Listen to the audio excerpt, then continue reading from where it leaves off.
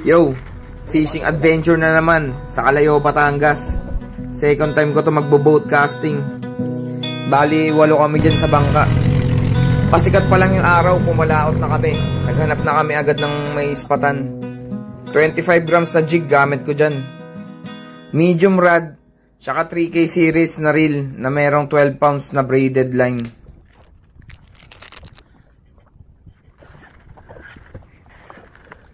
Nakadali ka agad ako dito ng Lapu-Lapu.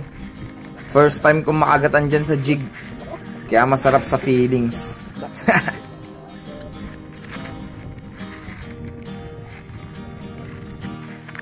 Unang huli sa first cast, Lapu-Lapu. 1 down. Wala nang pinapatagal pa, pukol na ulit. Eto, busy mga kasama ko, sila Master Joy. Fast jigging. Sila Josh, KD, GB. Napaka-solid ng vibes dito. Nasa gitna ka ng dagat sa ganitong oras. Nanguhuli ng isda. Dito magkasabay pa kaming kinagatan ni GB.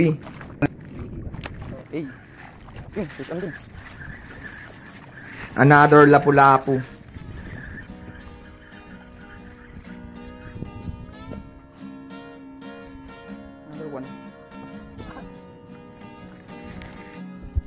Yan na yung mga huli ko.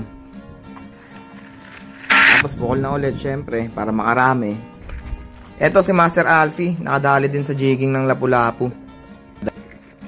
Maya maya may kumagat na naman.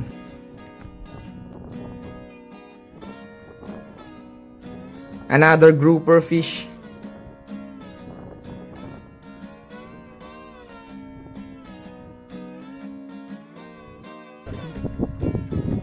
Dale. Pagkahuli ko niyan, lumipat na kami. Hanap naman kami ng panibagong spot kung saan nandun yung mga mundo ng mga halimaw, sabi ni GB. Kaya eto nga, nakahuli agad ng talakitok. Grabe. Dito na nga sa mundo ng... Yan! Siyempre, ginanahan kami dyan. Talakitok ba naman na yung kumakagat eh. Pero eto, maya maya lang may kumagat na din sa akin ulit.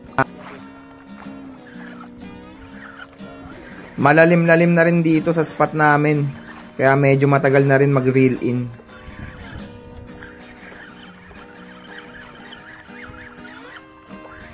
Mas mabigat din i-reel in tong isang to. Masarap din sa feeling yung pagkaka-hookset ko.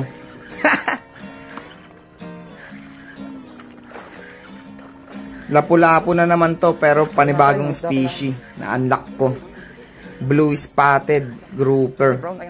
Ay. Fish on.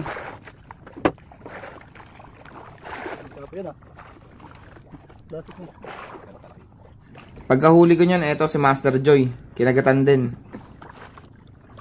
Lapu-Lapu din. Maya may umiyak na reel. Eto si Master Gerald.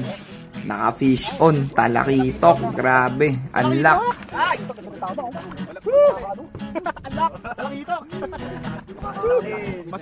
Naka-unlock pa ng talakitok, grabe.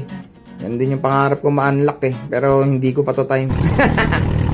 Nag-decide na kaming lumipat ng spot. Diretso naman kami sa Grand Line. Uhulihin namin yung mga Sea Kings. Pagkahinto, eto, kinagatan agad si Master Alfie.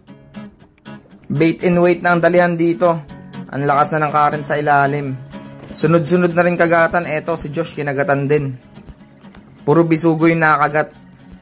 Eto kay Josh, good size. Kinagatan uli si Master Alfie. Grabe, GT. Giant tike.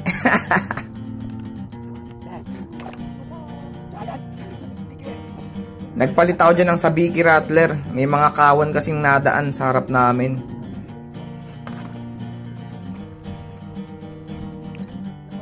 Pero kung kailan magkakas ka na, doon naman sila mawawala.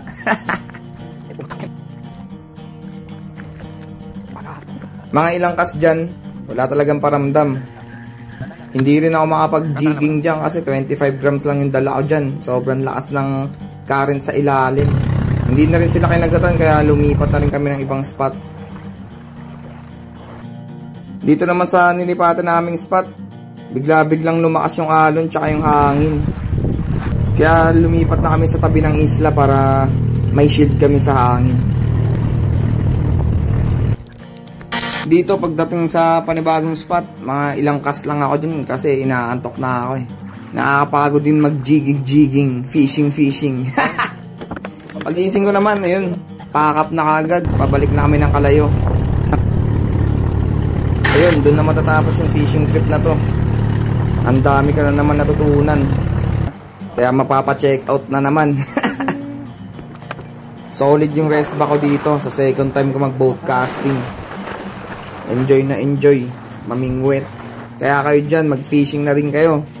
Sayang yan.